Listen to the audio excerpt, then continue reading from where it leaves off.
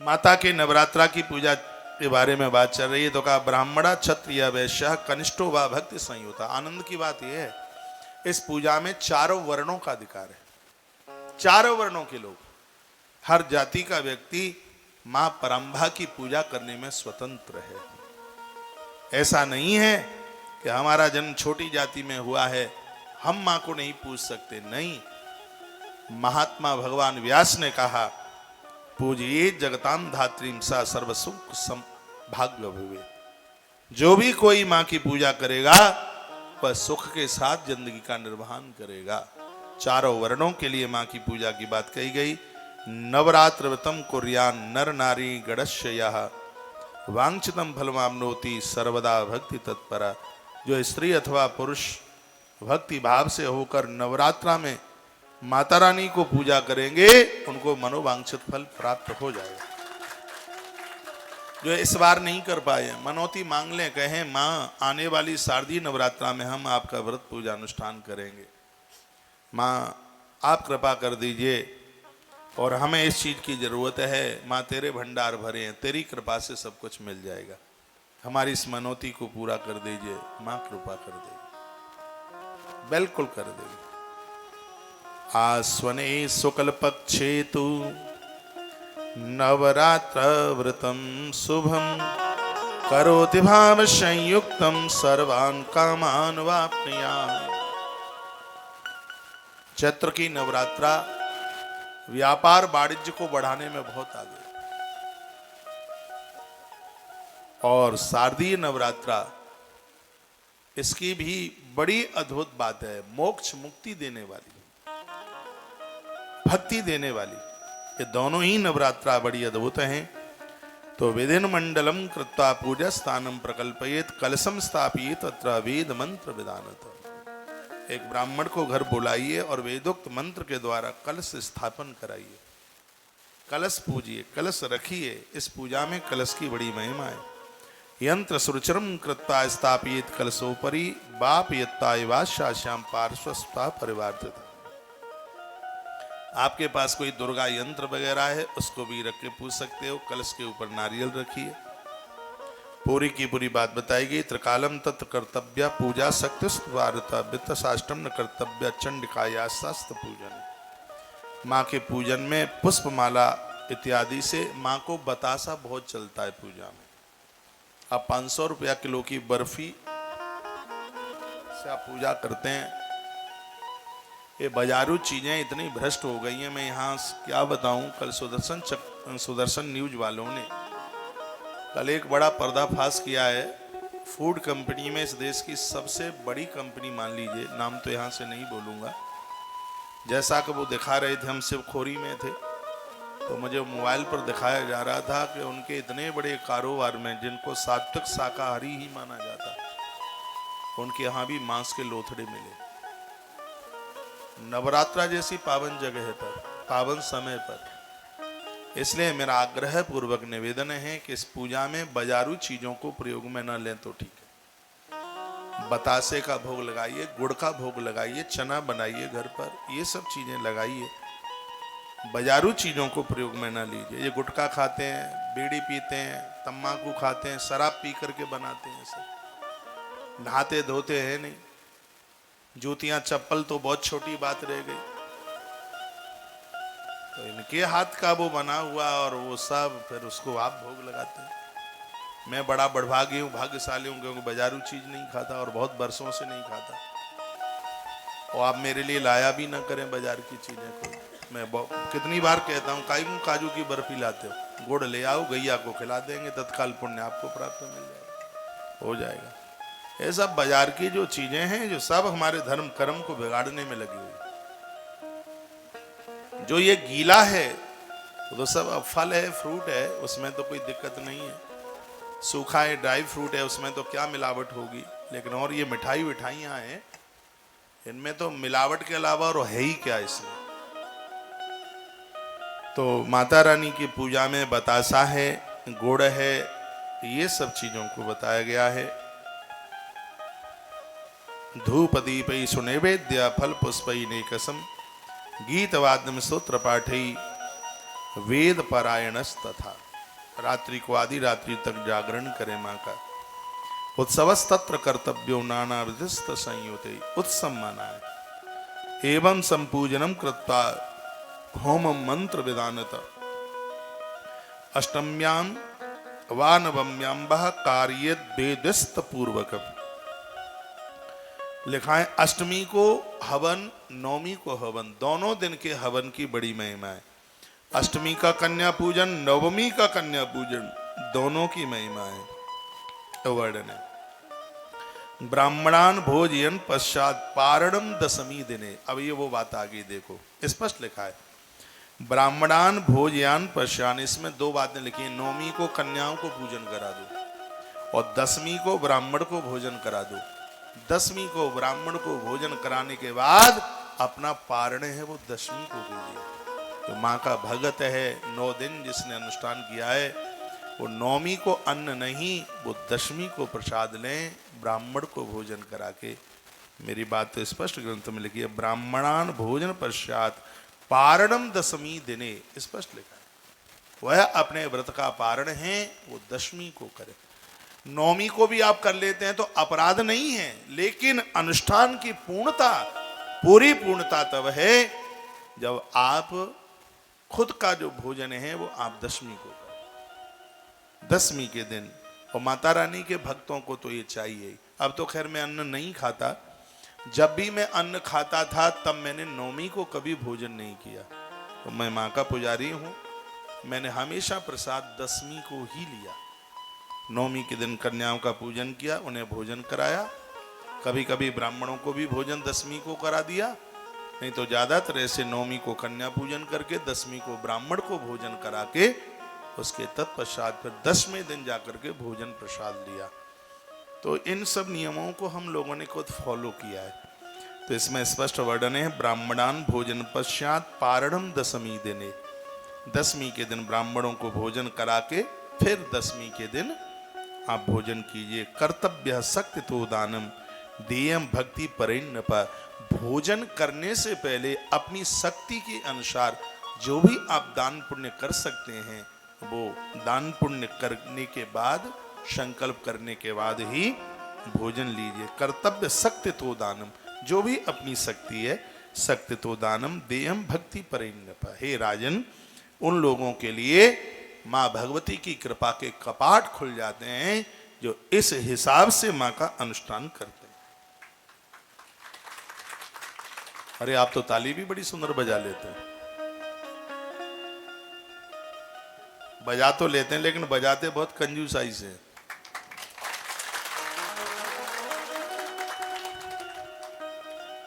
एक और बड़ी सुंदर बात कही गई है, क्या लिखा है, एवं यह कुरुते भक्त्या नवरात्र व्रतम नरम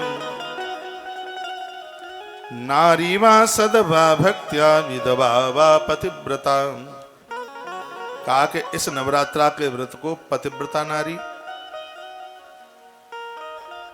उसको इसको करने का पूरा अधिकार है। जिस नारी का पति दुनिया छोड़ करके चला गया है, उसकी मांग का सिंदूर छिन्न भिन्न हो गया है, वैदव्यता है उसके पास। नारी वा सदवा भक्ता विधवा वा पतिव्रता। ऐसी नारी जिसको पति नहीं है वह भी नवरात्रा का व्रत करने में स्वतंत्र है अपने आप में। वो कलश भर सकती है, जोत जला सकती है, दुर्गा पाठ कर सकती है। उसके लिए भगवान व्यास पूरा अधिकार बताते हैं। मैं प्रमाणित बात कर रहा हूं, कोई काट के तो बताए मेरी बात को। हिम्मत है तो काटे, अहंकार वाली बात नहीं। मैं स्वाभिमान के साथ बोल रहा हूं, ये मुझे बहुत बुरा लगता है। समाज में उस नारी का इतना अपमान होता है जिसको पति नहीं। ये भी का उसके हाथ में है, उसका पति दुनिया छोड़ के चला गया, उसको घूर दृष्टि से देखा जाता है, उसको अपमानित किया जाता। छू छू छू छू आगे मत आना, कलश के पास खड़े मत हो जाना, पूजा में खड़े मत हो जाना, आरती में खड़े मत हो जाना। ये समाज की बहुत बड़ी कमजोरी है, ये समाज में नहीं होना चाहिए। हमने पढ़ा है प्रभु श्री राम जी का राज्याभिषेक हो रहा है, माता कौशल्या आरती उतारती है, दिया जलाती है। पति कौशल्या को नहीं था, धर्मराज युधिष्ठिर की गद्दी होती है, प्रथम तिलक माँ कुंती करती है, माता कुंती दिया जलाती है, पति तो कुंती को भी नहीं था। ये समाज को समझ लेना चाहिए। उस नारी को तो और ज्यादा सम्मान करो जिसको पति नहीं है, वो अपना समय कैसे बिता रही है। मुझे तो लगता है एक साधु से बहुत बड़ी उसकी साधना है, जो कैसे कैसे अपने बच्चों को पाल रही है, कैसे परिवार को चला रही है। और उस दुखियारी नारी का अपमान ये समाज करता है तो ये बहुत बड़ा अपराध कमाता है। भगवान व्यास कहते हैं, नारी वा सदवा भक्त्या विधवा वा पतिव्रता। कोई भी नारी है पतिव्रता नारी, जिसको पति है वो भी, और जिस नारी को पति नहीं है वो भी माता रानी का व्रत और अनुष्ठान करने में पूर्ण रूप से स्वतंत्र है, उसको पूरा अधिकार है। ये इस ग्रंथ में लिखा है, ये है, इसमें वर्णन है। ये देवी भागवत का 5वां स्कंद है, अध्याय नंबर 34 है और श्लोक नंबर 32। प्रमाणित बात है। देवी भागवत स्कंद 5वां, अध्याय नंबर 34 और श्लोक नंबर 32। इसमें वर्णन है कि जिस नारी को पति नहीं है वह भी भगवान की पूजा करने में पूर्ण रूप से स्वतंत्र है, व्रत करने में, अनुष्ठान करने में। एवं या कुरुतो भक्ता नवरात्र व्रतम नरः नारी वा सदवा भक्त्या विधवा या पतिव्रता। स्पष्ट वर्णन है, जिसको वेदव्य है, जिसको पति नहीं है, वह भी माता का कलश पूजन, ज्योत, व्रत, उपवास, कन्या पूजन, माँ को पूर्ण रूप से उसकी स्तुति पूजा पाठ करने में भगवान व्यास कहते हैं, जन्मेजय, उस नारी को भी पूरा अधिकार है। उस नारी का अपमान नहीं होना चाहिए। मुझे तो बहुत बुरा लगा, मुझे इतना बुरा लगा। मैं आश्रम में था और मैं कहाँ जा रहा था, कहीं कथा करने को जा रहा था, और ये डुकरिया पुराण ये माताएं ज्यादा गाती हैं, पुरुषों को इन सब चीजों से ज्यादा मतलब नहीं है। जैसे ही मैं, सुबह की बात थी, मैं अपने गेट से निकला तो बाहर कोई माता खड़ी हुई थी जिसको पति नहीं था। वो हमें तो पता नहीं है किसको पति है किसको नहीं है। मैंने कहा, माँ राधे राधे, और आप ठीक तो हैं? माँ मेरा आज का दिन बहुत बढ़िया है, तुम तपस्विनी का मैंने दर्शन कर लिया। मेरे मुंह के यही लफ्ज थे, मेरे मुंह से यही आवाज थी, और मैं आज कथा करने को जा रहा हूं, माँ मुझे तुम्हारा दर्शन हुआ है, मुझे तो लग रहा है मैंने भगवती का दर्शन कर लिया। उसके बाद मैं गौशाला चला गया, पीछे ही गौशाला है आश्रम में। उसके बाद फिर मैं नीचे मंदिर में रोज की तरह गया, और उसके बाद में फिर मैं कथा को चला तो एक वो देवी आई, उन्हीं में से भीड़ तो थी आश्रम में, बोली महाराज संभल के जाना। मैंने कहा संभल के जाना मतलब? संभल के जाना, मेरी दाहिनी आंख फड़क रही है।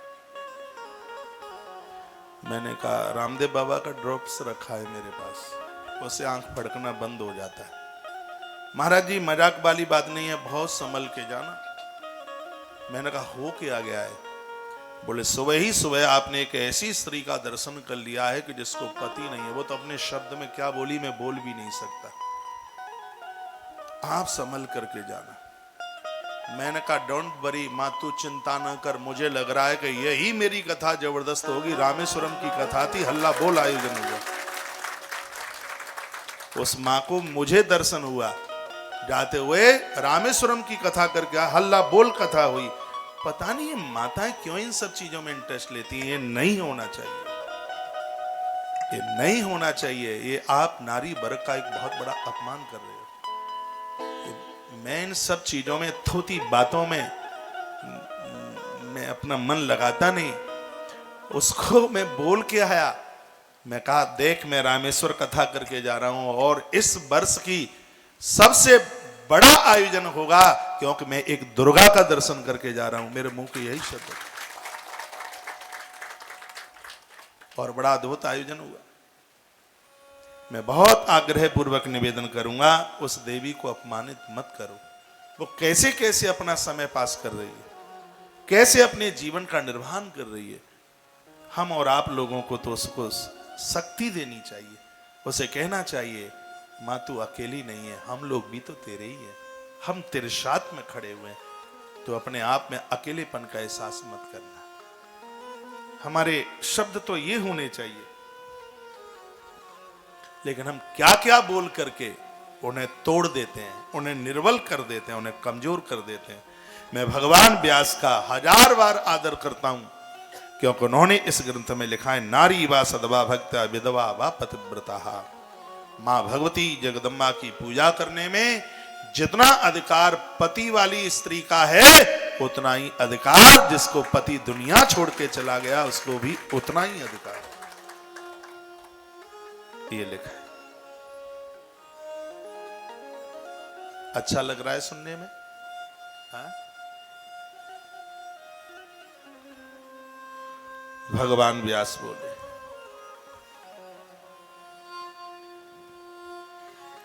यह लोके सुखम भोगान प्राप्नोति मनसोप्सितान, देहांते परमं स्थानं प्राप्नोति व्रत तत्परा।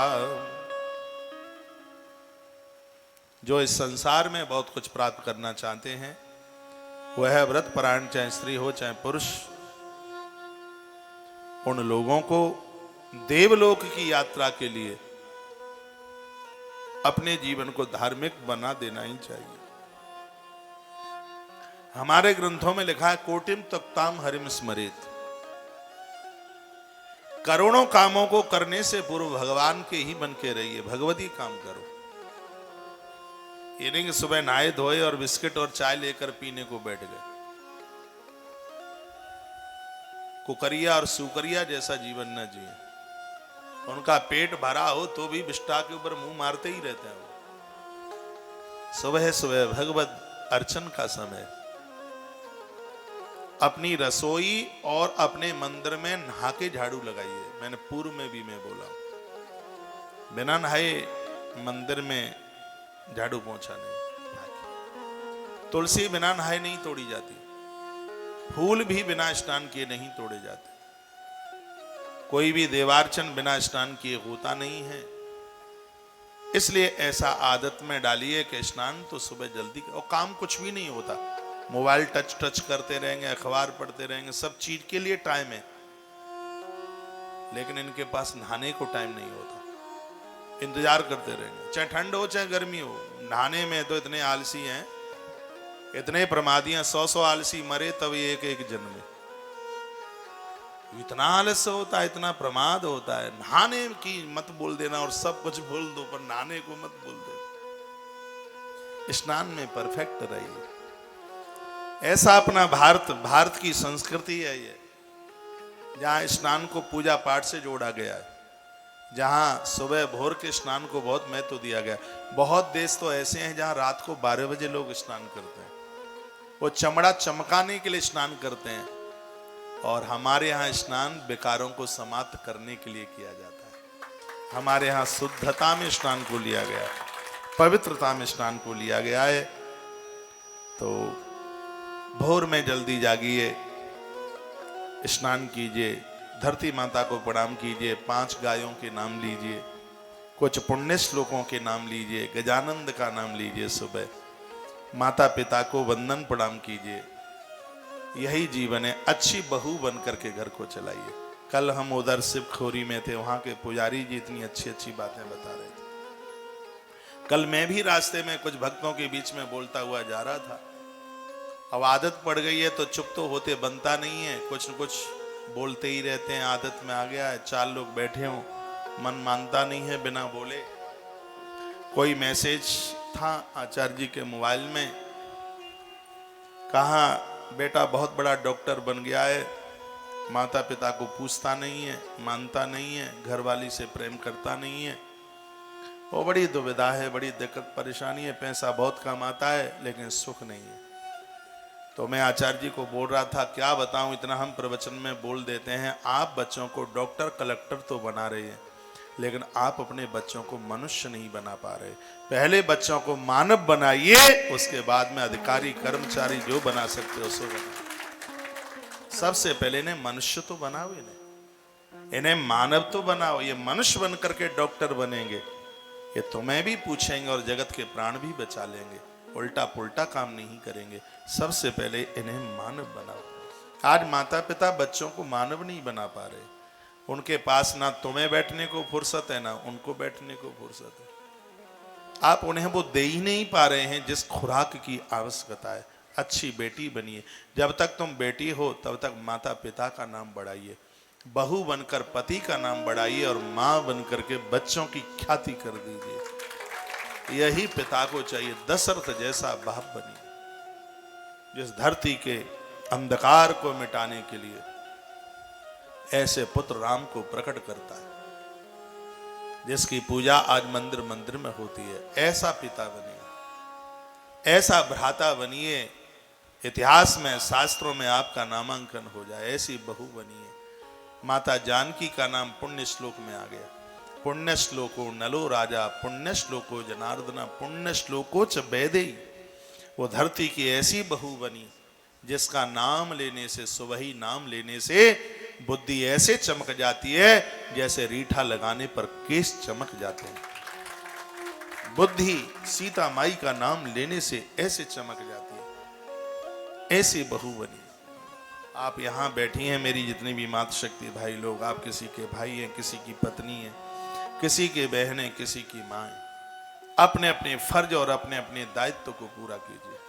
परमात्मा ने बहुत बड़ी कृपा की है। हो सकता है 1 करोड़ वर्ष के बाद में हम और आप मनुष्य बन पाए।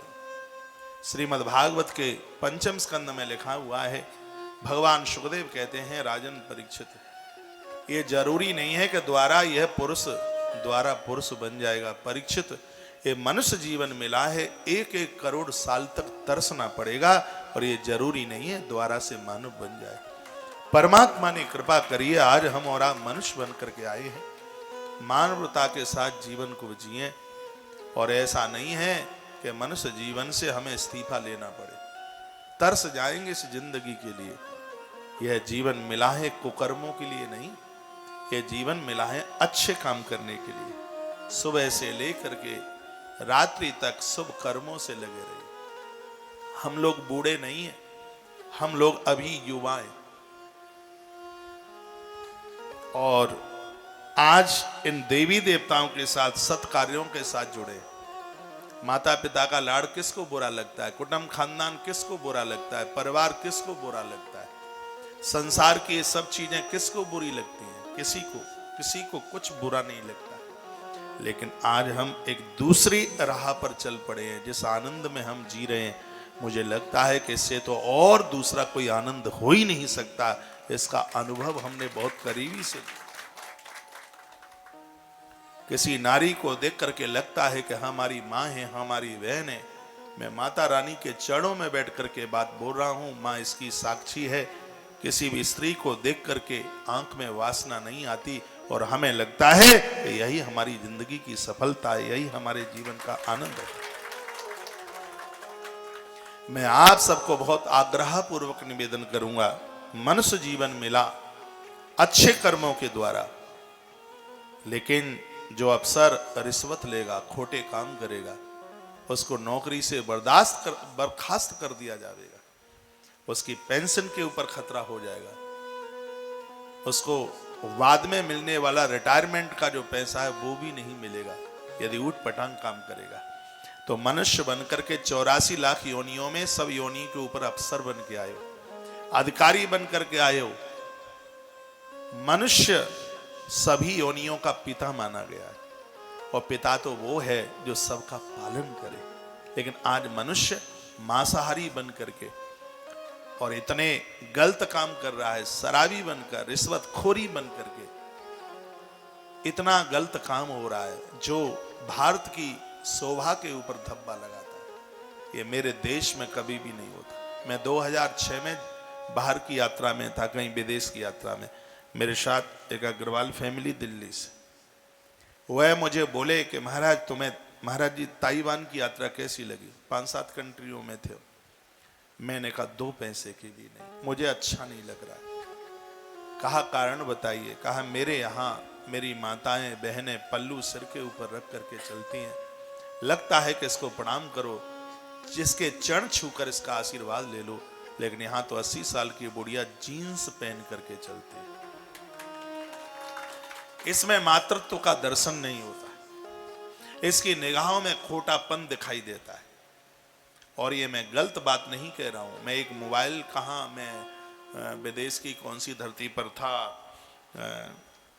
इतना सा मुझे ध्यान, ताइवान के पास में ही कुछ था, अब मुझे ध्यान में नहीं। मैं एक दुकान पर मैं एक मोबाइल खरीदने को, तो वहां पर लड़कियां ज्यादा दुकानों पर बैठती हैं, ये बिल्कुल सही है। वो घूर के बहुत देर तक देखती रही और मैंने उसको ये पूछ ही लिया, क्या बात है, तुम बार बार मेरी तरफ क्यों देख रही हो? तो उसने अपने लिहाजे में जो जवाब दिया वो मैं इस पवित्र व्यासपीठ से मैं यहां से बोल नहीं पाऊंगा। उस दिन मैंने बोला था कि हे परमात्मा, इस भक्ति के द्वारा यदि द्वारा से मुझे जीवन मिले तो मुझे मेरे भारत में ही जन्म देना। मेरे भारत जैसी संस्कृति तो कहीं हो ही नहीं सकती। अपने बच्चों को आप डॉक्टर बनाएं, अपने बच्चों को आप कलेक्टर बनाएं, उद्योगपति बनाएं, जो बनाएं सो बनाएं। सबसे पहले इन्हें मानव बनाइए, सबसे पहले इन्हें मनुष्य बनाइए। अभी छोटे ये बन जाएंगे। ये आपके हाथ मुट्ठी से चले गए तो सब गड़बड़ हो जाए। आज मैंने एक श्लोक लिखा है, मैं डायरी में लिखता रहता हूं। एक श्लोक लिखा है मैंने, मैं थोड़ा बहुत रोज स्वाध्याय करता हूं, ग्रंथ पढ़ता हूं। क्या लिखा है? संसारे मूर्ख पुत्रत्वं मरणादति गर्यतम। इस संसार में जिस माता पिता के बच्चे मूर्ख निकल जाएं, वह माता पिता जिंदे होते हुए भी मरे मुर्दे की तरह। ये श्लोक मैंने इसमें लिखा है, संसारे मूर्ख पुत्रत्वम मरणादत गरियतम। जिस माता पिता के बच्चे मूर्ख निकल जाएं, वह माता पिता जिंदे होने पर भी मरे मुर्दे हैं। इसलिए इनको विवेकी बनाओ। दौलत देने की होड़ में लगे हो, इनको संस्कार दो। इस ग्रंथ में लिखा है, पुत्रहीन रहना बढ़िया है, लेकिन मूर्ख बच्चों का पिता बनना एक बहुत बड़ा अपराध है। परमात्मा मूर्खों का माई बाप ना बनाए। आप जो चाहें अपने बच्चों को सो बना सकते हैं। भागवत जी में कथा ध्रुव जी की आती है। वो माता सुनीति है, जिसने अपने बेटे को ध्रुव, जिसके संस्कार कभी समाप्त नहीं होते, उसी को तो ध्रुव कहते हैं। ऐसा बनाइए। ये लोके सुखम भोगान प्राप्नोति मनसुप्ततान, देहांते परमं स्थानम प्राप्नोति व्रत तत्परः। जो संसार के सुखों को और मृत्यु के बाद उस निर्वाण पद को जो प्राप्त करना चाहते हैं, उन्हें आज से ही भगवान से जुड़ जाना चाहिए। परमात्मा के बिना कल्याण नहीं है। रावण के पास बहुत सोना था, ऐसा बताते, मैंने देखा नहीं है पर ग्रंथों में तो है ही कि उसको तो बरसा का पानी वो भी सोने की मोरी में निकलता था, निकासी में। उसके पास पत्नियां बहुत थी। मानस पीयूष में तो लिखा है, आकाश के तारों को गिन सकते हैं, पृथ्वी के रज कणों को गिना जा सकता है, लेकिन रावण की घरवालियों को नहीं गिना जा सकता। उसके पास कुटुंब खानदान इतना था, गुरु नानक देव ने लिखा, इसको 1 लाख बेटा और 1.25 लाख पोते नाती। ये तो अकेले रावण को थे, कुंभकर्ण विभीषण को इन सबको हुए होंगे, वो अलग हुए होंगे। इतनी बड़ी फौज इसको अपनी अकेली थी, लेकिन उस रावण को भी प्रभु श्री राम की आवश्यकता पड़ी। उसने जानकी का हरण नहीं, उसने भक्ति महारानी की शरण ली थी, तब ही उसका कल्याण हुआ। सीता माई भक्ति है। वो सोचता था कि मेरा कल्याण कैसे होगा। लोगों ने उसको कहा था कि तुमने एक याचक का भेष बना करके सीता माई का हरण किया, तुम तो इतने बड़े मायावी थे, तुम राम बन करके भी तो सीता को ला सकते थे। क्या जवाब देता है? कहता है, मैं राम नहीं बन सकता था। यदि मैं राम बन गया होता तो मैं सीता का हरण नहीं, मुझे भी मारीच का ही पीछा करना होता। वो कहता है, जानकी भक्ति माता है, जिधर भक्ति देवी होगी परमात्मा राम बैरागी लक्ष्मण उधर ही होंगे, मुझ जैसे अपराधी का भी कल्याण हो जाएगा। उस दशानन को भी प्रभु राम की आवश्यकता हो गई। परमात्मा की जरूरत उसको जिसके घर में इंद्र पानी भरे, पवन झाड़ू लगाए, ब्रह्मा जिसको वेद पढ़ाने को आवे, ऐसा बोल वाला दशानन रावण का था। उस रावण को भी प्रभु श्री राम की आवश्यकता पड़ी, तो मुझे और आपको क्यों जरूरत नहीं होगी।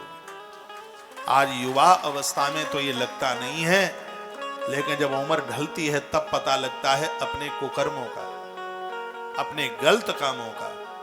आदत बुरी संभाल लो, हो गया भजन।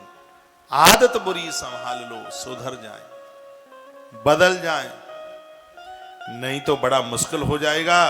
यह लोक परलोक बिगड़ जाएंगे।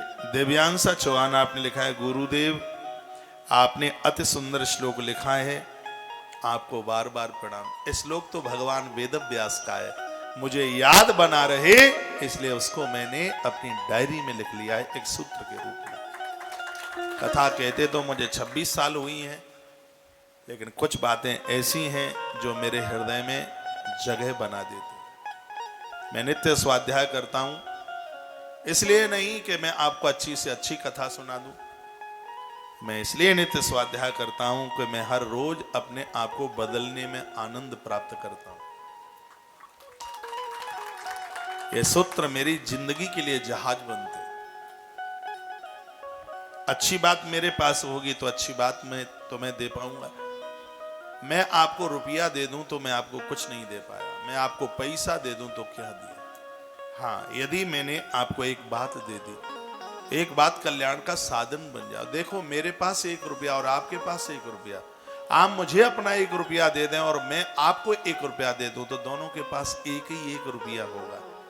हाँ, आपके पास कोई एक अच्छी बात है और मेरे पास भी कोई एक अच्छी बात है, आप मुझे अपनी अच्छी बात दे दें और मैं तुम्हें अपनी बात अच्छी बात दे दूं, तो एक एक नहीं, मेरे पास भी 2 बातें होंगी और आपके पास भी 2 बातें। पैसा दिया तो क्या दिया, हम अच्छी बात दें, अच्छी जानकारी दें। बहुत बहुत धन्यवाद देव्यांशा चौहान, आपका मैसेज मैंने पढ़ लिया। बीच बीच में मैं नीचे देखता रहता हूँ, मोबाइल मेरे सामने होता है, आपके दिव्य लिखे हुए मैसेजों को मैं पढ़ता रहता हूँ कि आप क्या लिख के भेज रहे हैं, कोई समाधान तो नहीं मांग रहे। एक बार जयकारा लगाइए, बोलो बांके बिहारी लाल की जय हो। श्री हनुमंत बलवंत महाराज की जय हो। आज के आनंद की जय हो। जय श्री राधे श्री राधे श्री राधे।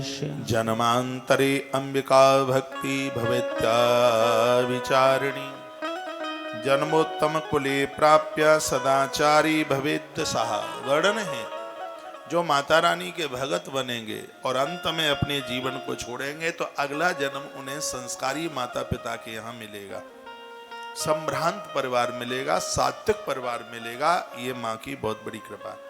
इसलिए नवरात्र व्रतम प्रोक्तम व्रता नाम उत्तमम व्रतम आराधतम शिवायास्तु सर्व सौख्य करम परम। नवरात्रि का अनुष्ठान व्रत के साथ करें। नवरात्रा में जितनी चीजें हैं वो सब एक तरफ हैं और जो व्रत है वो एक तरफ। सुन लीजिए, कलश स्थापन से जितना पुण्य मिलता है, अखंड ज्योत जलाने से जितना पुण्य मिलता है, दुर्गा सप्तशती का पाठ करने से जितना पुण्य मिलता है, सुबह शाम की आरती करने से जितना नवरात्रा में पुण्य मिलता है, नवाहन मंत्र का जप करने से जितना पुण्य मिलता है, नवरात्रा में उपवास करने से उतने फल की प्राप्ति होती है। ये 5 चीजें मिलकर जितना पुण्य देती हैं, व्रत अकेला उतना पुण्य प्रदानित कर देता है। इसलिए नवरात्रा में उपवास की बहुत बड़ी महिमा। यह सूत्र मैंने कालिका पुराण से आपके बीच में रखा है। यदि रोटियां छोड़ सकते हैं, अन्न छोड़ सकते हैं तो छोड़िए। जो व्रत नहीं कर पाए, मेरा निवेदन है, कल अष्टमी है, 9 तारीख है, अष्टमी है, कल व्रत कर ले, एक केला जरूर खाएं। नवरात्रा में केले की महिमा, व्रत करें, कल अष्टमी को आनंदोत मग्न कर दें। कल भी कन्या का पूजन कर सकते हैं, परसों कन्या को पूजन करके हवन यज्ञ करके, तो आप नवमी को भी भोजन ले सकते हैं। और जिन्होंने पूरा अनुष्ठान किया है, पूरा व्रत किया है, वह दसवीं को भोजन ले लें। अब फिर एक दिन में होता ही क्या है।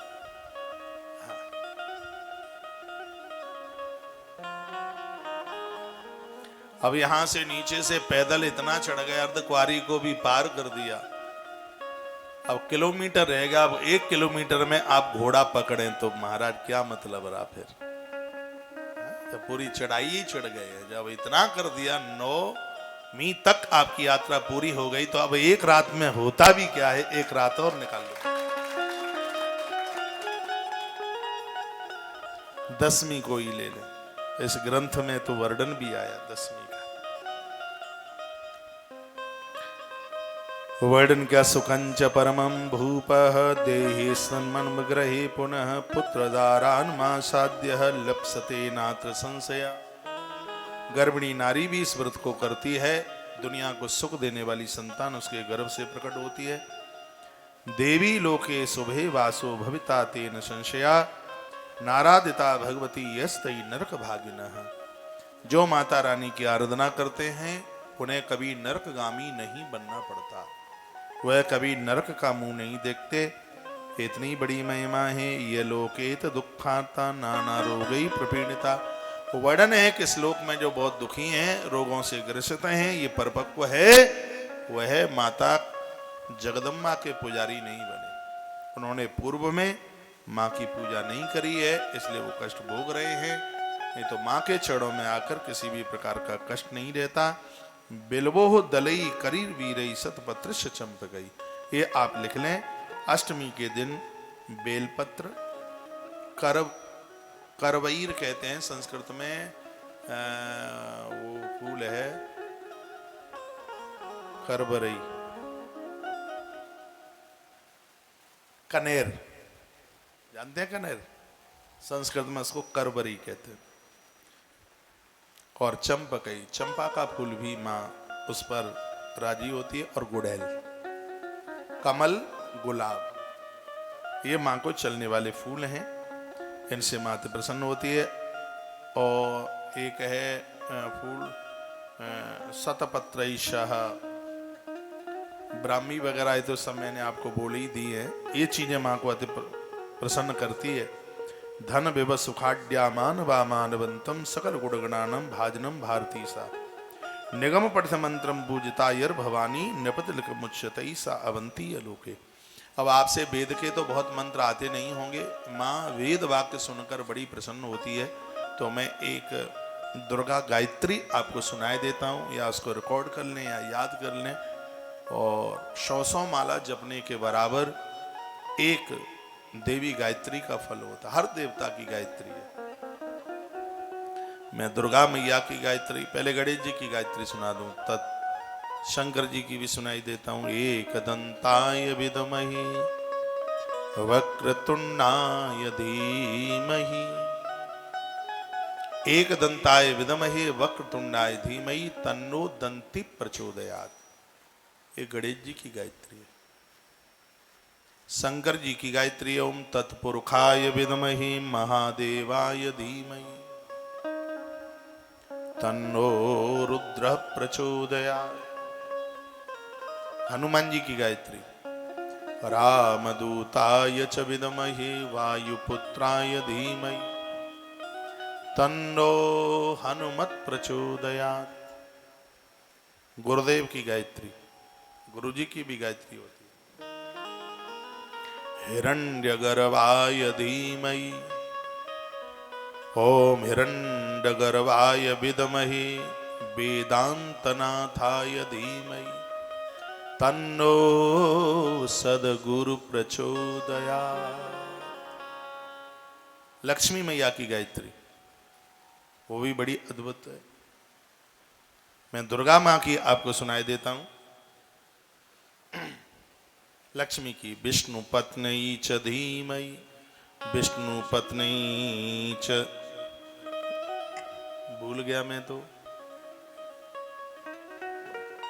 बोलो बांके बिहारी लाल। जय हो। लक्ष्मी मैया की बातें मुझे कम याद रहती हैं, सरस्वती मैया की बातें ज्यादा याद रहती हैं, क्योंकि मुझे ज्यादा जरूरत सरस्वती मैया की जरूरत ज्यादा पड़ती है और आप सबको लक्ष्मी मैया की ज्यादा जरूरत पड़ती है।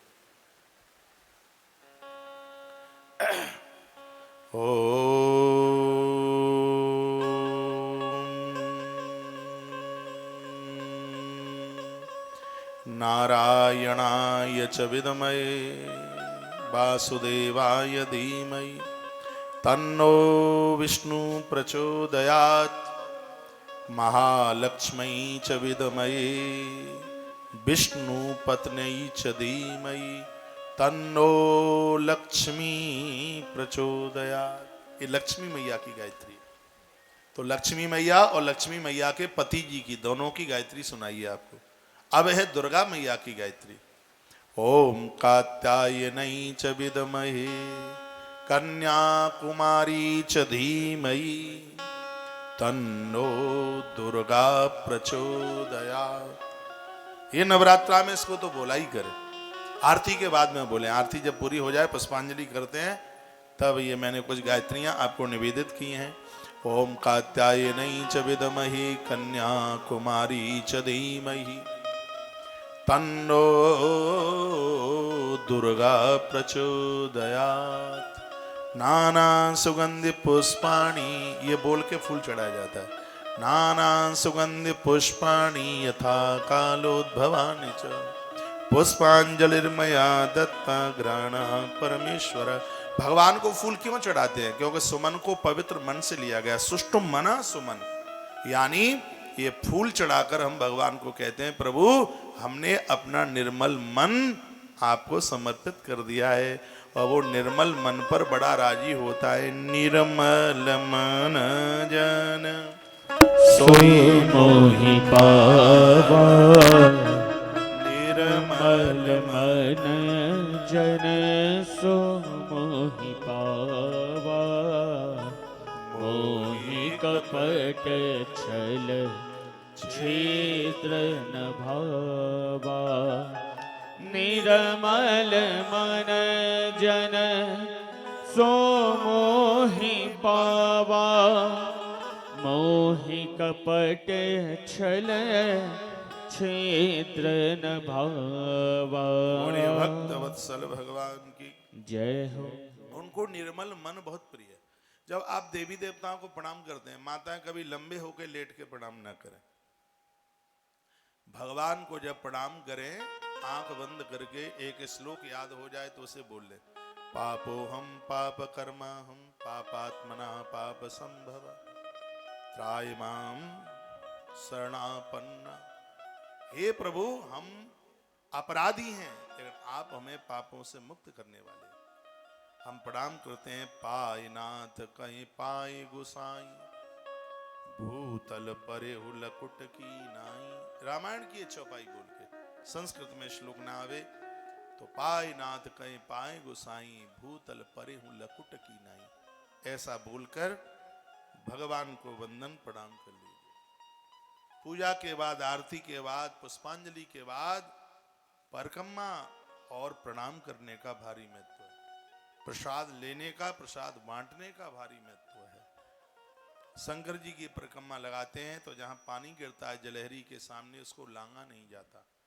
इसलिए अंदर से परिक्रमा लगा रहे हो तो महादेव की आधी परिक्रमा लगती है, दुर्गा मैया की एक परिक्रमा लगती है, और देवताओं की 3 परिक्रमा लगती हैं, और नारायण भगवान की 4 परिक्रमा लगती है। परिक्रमा की बड़ी महिमा है। यानि कानि च पापानि जन्मांतरी कृतानि च तानि तानि प्रेक्षन्तु प्रदक्षिणाम पदे पदे। परिक्रमा में एक एक पाम रखते रखते जन्म जन्म के पाप हैं वो क्षीण हो जाते हैं। इसलिए प्रदक्षिणा में, परिक्रमा में अपनी अवश्य में श्रद्धा रखिए। बात समझ में आ रही है? थोड़ा सा और रुक जाओ, पूरा पंडित बना के ही छोड़ेंगे आपको। ये सब चीजें ये काम में आई। बहुत आनंद हो रहा है। देवी लोके सुबेवासो भविता तेन संशया नाराधिता भगवती ये स्तई नरक भागिना। जो माँ को भजेंगे, पूजेंगे, उनको नरक का मुंह कभी भी नहीं देखना पड़ेगा। धन वैभव सुखड्या मानवा मानवंता। मृत्यु लोक में जिनको, आवाज ज्यादा जा रही है, थोड़ा कम। मृत्यु लोक में जिनको धन यौवन संपदा और संस्कार सन्मति और संपत्ति, जिन्हें ये सब कुछ चाहिए, वह अपने माता पिता के चरणों में श्रद्धा रखते हुए मां भगवती से कभी दूर न जाए। अपने मंदिर में जहां 5 देव पंच उपासना की बात की जाती है, उसमें मां जगदम्बा का नाम आता है। जन्मेजय राजा ने पूछा, मां की कृपा से किस किस की गरीबी का नाश हुआ, अब आप हमें ये बता दें। आपने कई बार कहा है कि मां की कृपा के द्वारा गरीबी का नाश होता है, तो कोई ऐसा इतिहास है क्या मां का जिसने पूजन किया हो और उसकी गरीबी का नाश हो गया हो? भगवान व्यास ने कहा है ना, तो कहा गुरुदेव सुनाइए, वही कथा हम तुम्हारे चरणों में बैठकर वो सुनना चाहते। 11 बजकर लगभग 49-50 मिनट, 12:49-50 होने वाली है। जैसे 1 बजे सत्संग टीवी के YouTube चैनल पर जुड़कर संपूर्ण कथा का आनंद लीजिए।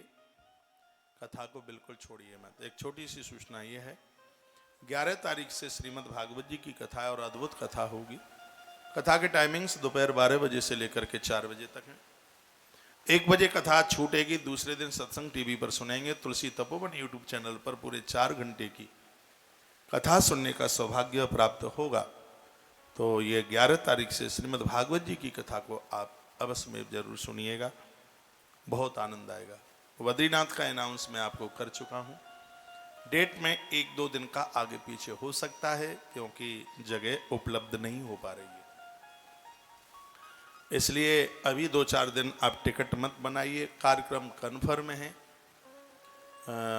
लेकिन थोड़ा आवास को लेकर के डेट या तो 1-2 दिन लास्ट में या 1-2 दिन पहले।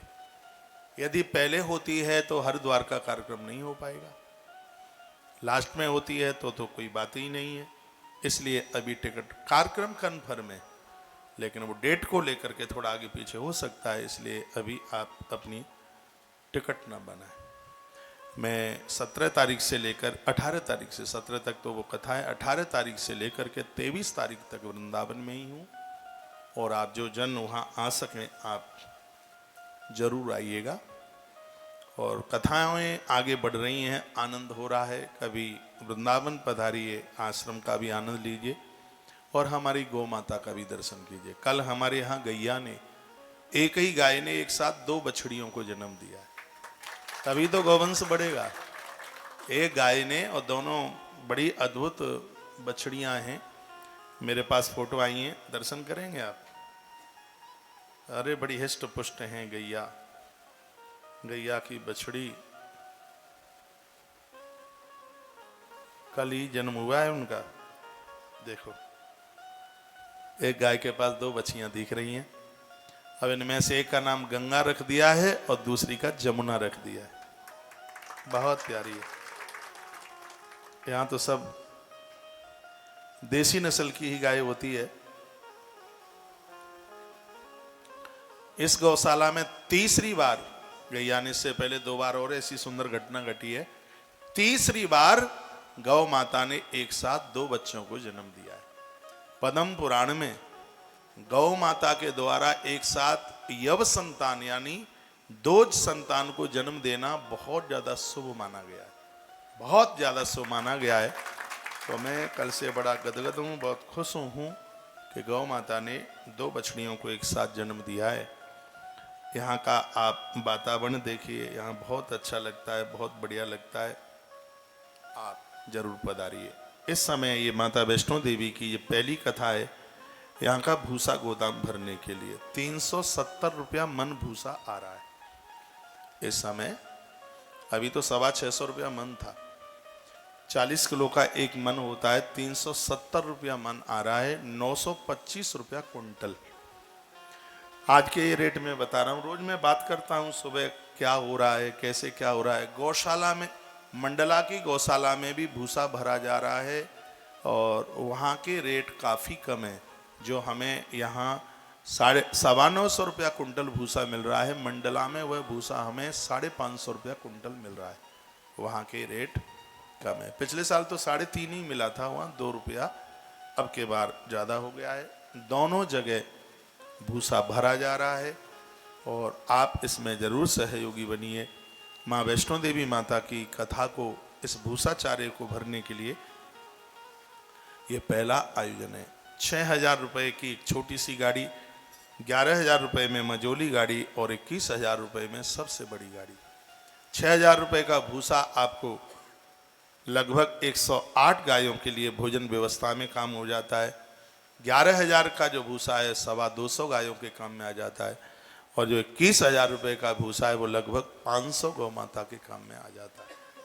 यदि आपको लोड नहीं पड़ता है तो आप अवश्य में, हम वर्ष में एक ही बार इन्हीं दिनों में अप्रैल और मई में भूसा चारे के लिए आह्वान करते हैं। जिस समय 2020 में कोरोना में कथा को आरंभ किया था, हमारी पिंडरियां कांप रही थी।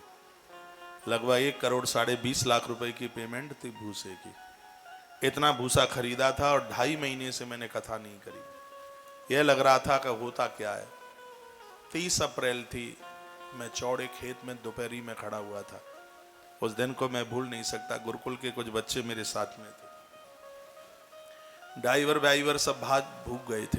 कोरोना में सबको अपने प्राण बचाने की फिक्र थी सबको। मैंने खुद ट्रैक्टर चलाया, खेत बोए, बाहर के पशुओं से उसको रक्षा करने के लिए गुरुकुल के बच्चों को साथ लेकर के पूरे में तार फेंसिंग की थी, गायों के लिए हरा घास उगाने के लिए। जब मैं आश्रम के लिए लौटता था तो पुलिस वाले कहते थे कि आदमी कैसा है, इसको मरने का भय नहीं है। आज 24वें महीने का आरंभ मैं इसलिए देख पा रहा हूं कि भरे कोरोना काल में हमने अपने प्राणों की परवाह नहीं की थी। गौ माता के भरण पोषण के लिए अप्रैल और मई की कड़ाके की धूप, वृंदावन क्षेत्र में तो बहुत गर्मी पड़ती है, तरुआ से पसीना तलवे में निकलता था। और गाय के प्रति वह श्रद्धा हमें स्वस्थ रखकर ये आज दुनिया का इतिहास बना है, जिसमें 18 पुराण, उपपुराण और औप पुराणों की कथा करने का सौभाग्य प्राप्त हुआ। ये सब चीजें पढ़ाई करने से नहीं आ सकती। यूं तो मैंने कृष्ण को नहीं देखा, लेकिन गौ माता के विग्रह में उस कन्हैया का जरूर अनुभव किया है। इस गौ माता की कृपा से ही हम लोग तो ठीक से श्वासें ले पा रहे हैं। इस माँ के साथ आप सब जन जुड़िए, आपके सब काम फटाफट बनेंगे। कल काल में ये सिद्ध देवी है गौ माता। आज आश्रम की गाय की तो सेवा करता ही है, लेकिन बाहर सड़कों पर घूमने वाली गाय, उनको भी भूसा चारा डालना, अब तो उनको उठा करके लाकर गौशाला पहुंचाने का काम शुरू कर दिया। आगे आगे छत बन रही है, पीछे पीछे गौवंश बढ़ रहा है। इन सब कार्यों में आप जरूर सहयोगी बनिए। एक गौ माता को आप छत दे पाएं, 5,500 रुपये का सहयोग पूरा उसको लेंटर छत दे देगा। गौ माता कभी चौड़े में नहीं रहने देगी। एक गौ माता के लिए छत, भूसा, गोदाम सब व्यवस्था के साथ सिर्फ हम भक्तों से 11,000 रुपये का सहयोग ले रहे हैं। ईश्वर ने आपको आपकी जरूरत से ज़्यादा दिया है, तो आप इस गौ माता के सेवा कार्य में जरूर जुड़िए।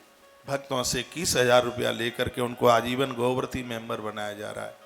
हमारे और आपके न रहने के बाद भी गौ माता के पेट में शेर सवा शेर भूसा हर रोज जाता रहेगा। ये एक बहुत बड़ी सेवा है और इसी सेवा के आधार पर हमने 1 लाख गाय और 25,000 नंदियों को रखने के लिए ऐसा संकल्प कर लिया। ये बिल्कुल सत्य है, इसमें कोई झूठ बात नहीं है। मैं सिर्फ दूध लेकर के कभी कोई केला मिल जाता है, कभी कोई सेब मिल जाता है, वह लेकर दूध के साथ में, और कलयुग जैसे युग में सिर्फ दुग्ध के ऊपर रहकर अपने जीवन का निर्वहन कर लेना, मैं तो ये पूरा श्रेय अपनी गौ माता को ही देता हूँ। मेरी सेवा में जो बच्चे हैं वो हैरान होते हैं। बालक बोलता है, महाराज जी हम अचंभित होते हैं, आप सुबह और शाम को आप दूध ले लेते हैं, इसे चल कैसे जाता है।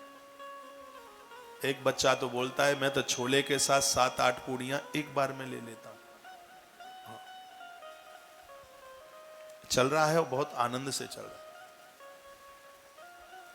तो ये संकल्प है। मेरे गुरुजी कहते हैं कि संकल्प जितना मजबूत होगा, मेहनत भी उतनी ज्यादा होगी, उत्साह भी उतना ज्यादा होगा और दुनिया में सम्मान भी उतना ज्यादा होगा जितना संकल्प मजबूत होगा। मैंने यह संकल्प लिया था कि 15 वर्ष में हम 1 लाख गौवंश को पूरा कर दें, 15 साल में। लेकिन भगवान की कृपा से यह हमारा संकल्प 2027 में पूरा हो जाएगा। 1.25 लाख गौवंश बहुत होता है, हो जाएगा इतने दिनों में, लग रहा है। अब तो इसलिए लग रहा है कि पूरा देश हमारे साथ जुड़ा हुआ है। आप सब लोगों की बड़ी शक्ति मिल रही है। कल एक माता अचक से 1 लाख रुपया यूं दे गई। मैंने कहा मैया काय के लिए? कहा जो आपको अच्छा लगे उस सेवा में लगा देना। यदि मैया मुझे सुन पा रही होगी, हे माँ, तुम्हारा 1 लाख रुपया हमारे लिए करोड़ों के समान है और वह पैसा 100% गौ माता के काम में, भगवत कार्यों में लगे। अपना तो कोई ऐसा खर्चा ही नहीं है, वो सब भगवत कार्य में लगेगा। यहाँ 100% भक्तों का पैसा भगवान के कार्य में लग रहा है। सेवा दिखाई दे रही है, जो काम सरकारें नहीं कर पाई और वह तुलसी वन आश्रम करने में बड़ा सक्षम हो रहा है। हम तो राष्ट्र हितैषी हैं, राष्ट्र के काम में लगे हुए। आवारा इधर उधर घूमने वाला पशु, उन सब के लिए तुलसी वन आश्रम, वो बरेलू गाय जिसको नील गाय कहते हैं, किसान लोग तार लगा करके बिजली के करंट में वो गैया खत्म हो जाती है, जो भगवान शंकर को कितनी प्रिय है। उस नील गाय के एक सींग के द्वारा एक अभिषेक 100 अभिषेक के बराबर होता है और उनको कहीं जगह नहीं है, उनको मार दिया जाता है। बिजली का करंट का तार लगाकर तुलसी वन आश्रम उनके लिए भी एक बहुत बड़ा आवास बना के तैयार कर रहा है, बिल्कुल जंगल के किनारे। हमने पूरी साल हरी घास, पूरी वर्ष हरी घास हमने कांटे से खरीदी, मंडी से खरीदी, और गौशाला की जो जमीन थी उसमें उन वन की गायों के लिए हरी घास बो दी। वो सब खाती रही, किसानों के खेत में नहीं गई, तो बिजली के करंट से वो बच गई, उन्होंने अपना जीवन बचा लिया। उनके लिए सब ये घर, लोग तो मुझे कहते हैं आदमी पागल हो गया। मैंने कहा बिल्कुल सही बोल रहे हो, पागल हो गया, पागल हो गया। एक खेत में सरसों बोई, एक खेत में सरसों बो दी। रात्रि को मैं 9 बजे लौट रहा था गौशाला से, उसमें लगभग 50 सांड लगे होंगे खेत में, 50 सांड। ड्राइवर ने गाड़ी रोकी, कहा महाराज जी मैं ये सांड लगे हैं इसमें और मैं इनको निकाल के आता हूं। मैंने कहा चुप, किसी को बोलना मत, इनको खाने दो, आज की रात शिवरात्रि नहीं की है नंदियों की। वो मेरे मुंह की तरफ देखे, और सत्य घटना यह है जिस खेत में 50 सांडों ने सरसों चर ली, उस खेत में और ज्यादा सरसों हुई है उसमें। हम तो पगला आदमी, आनंद है। देखो इनको घर द्वार तो है नहीं, ये जीव जंतु हैं। हम और आप इनके हितैषी न बने तो इनका हितैषी कौन बनेगा। इन सब सेवा कार्यों के साथ जुड़िए, अच्छा लगता है तो कीजिए, और ये करने में अच्छा ही लगेगा। कभी आप वृंदावन आइए, मैं आप सबका आह्वान करता हूँ, आप जरूर पधारिए, यहाँ के सेवा कार्यों को आप देखिए, अच्छा लगेगा। 2 मिनट मेरे साथ कीर्तन कर लें। अभी आपको छोड़ने वाला नहीं हूँ 1:30 बजे से पहले, अभी 1 ही बज रहा है अभी। आइए देखें, माँ की सुंदर सी पंक्तियां हैं। ओम तत्पुरुषाय विद्महे महादेवाय धीमहि तन्नो रुद्र प्रचोदयात्। पहला 10वां जो भी है तू लगा दे सब।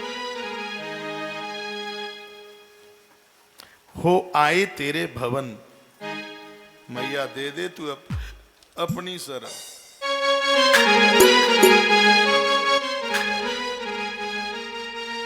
सिरा दे, सिरा। बहुत दिन हो गए वो पंक्तियां नहीं हुई। मन लेके आया माता रानी के भवन में, मेरी बड़ी फेवरेट पंक्ति है। मेरी कैला देवी में कथा हो रही थी, टाइम हो गया। उस कथा में लखवीर सिंह लखा उनका आगमन हुआ। वो एक कमरे के सामने की छत के ऊपर वो खड़े थे, मेरी व्यासपीठ से ऊपर दिखाई दे रहे थे। भाई कुलदीप इस भजन को ये भाई गा रहा था। उस आदमी ने खड़े होकर के पूरा भजन सुना, पूरा भजन जिसने खुद गाया है उसने सुना। बाद में कहा कमाल हो गया, क्या सुंदर पंक्तियां सुनाई। ये पंक्तियां मेरी बड़ी फेवरेट है और मुझे बहुत अच्छा लगता है इसको सुनने में भी। और नवरात्रा में सुबह में अपने मोबाइल में ये पंक्तियां सुनता हूं मैं, मोबाइल में ये सब आ ही जाता है। तो आइए ये पंक्तियां गुनगुनाते हैं।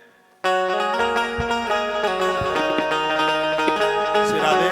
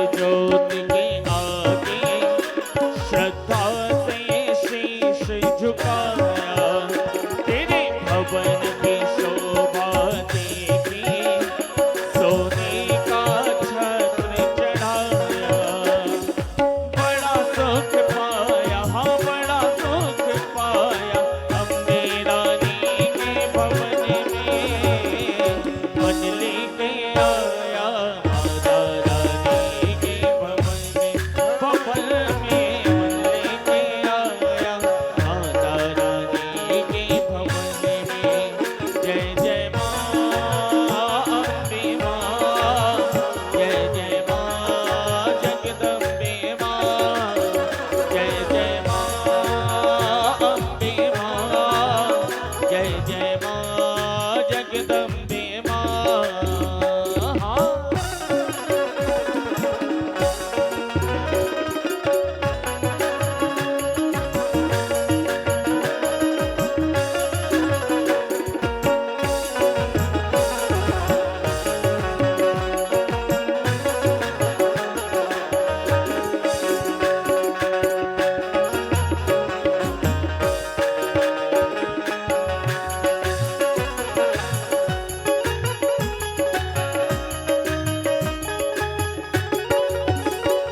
हे चिंतपूर्णी माता, तेरी महिमा सबसे न्यारी।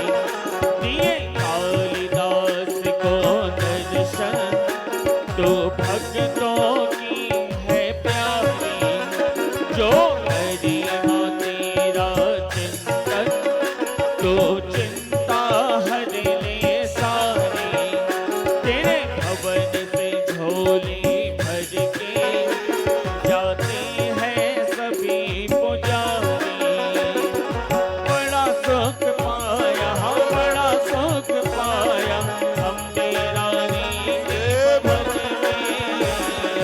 मन लेके आया माता रानी के भवन में। मन लेके आया माता रानी के भवन में।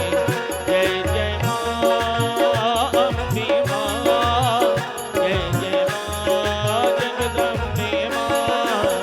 जय जय माँ अम्बे माँ, जय जय माँ जगदम्बे माँ। हाँ।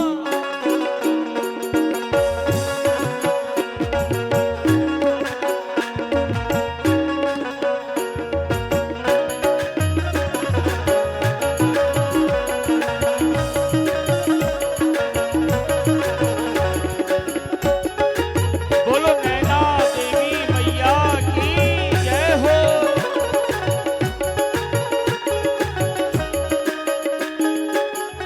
ओ नैना देवी तूने, ये नाम है भगत से पाया। नैना उज्ज्वल को तूने, सपने में दर्श दिखाया। हो आदेश पे तेरे उसने, तेरा मंदिर बनवाया। जीवन भर बैठ भवन में, माँ तेरा ही गुण गाया। बड़ा सुख पाया, हाँ बड़ा सुख पाया, अम्बे रानी के भवन में। मन लेके आया माता रानी के भवन में। मन लेके आया माता रानी के भवन भवन में। मन लेके आया माता रानी के भवन में। जय जय माँ अम्बे माँ, जय जय माँ जगदम्बे माँ। जय जय माँ अम्बे माँ, जय जय माँ जगदम्बे माँ। जय जय माँ अम्बे माँ, जय जय माँ जगदम्बे माँ। जय जय माँ अम्बे माँ, जय जय माँ जगदम्बे माँ। जय जय माँ अम्बे माँ, जय जय माँ जगदम्बे माँ। जय जय माँ अम्बे माँ, जय जय माँ जगदम्बे माँ। जय जय माँ अम्बे माँ, जय जय माँ जगदम्बे माँ। जय जय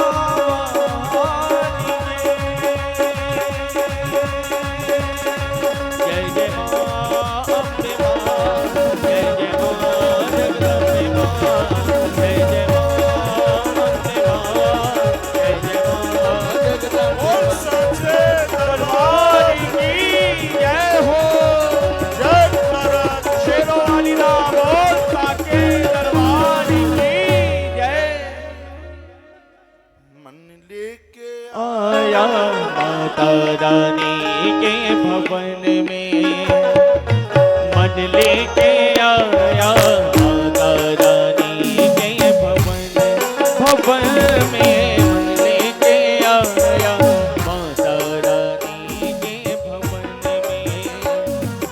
बड़ा सुख पाया, हाँ बड़ा सुख पाया अम्बे रानी के भवन में, मन लेके आया माता रानी के भवन में।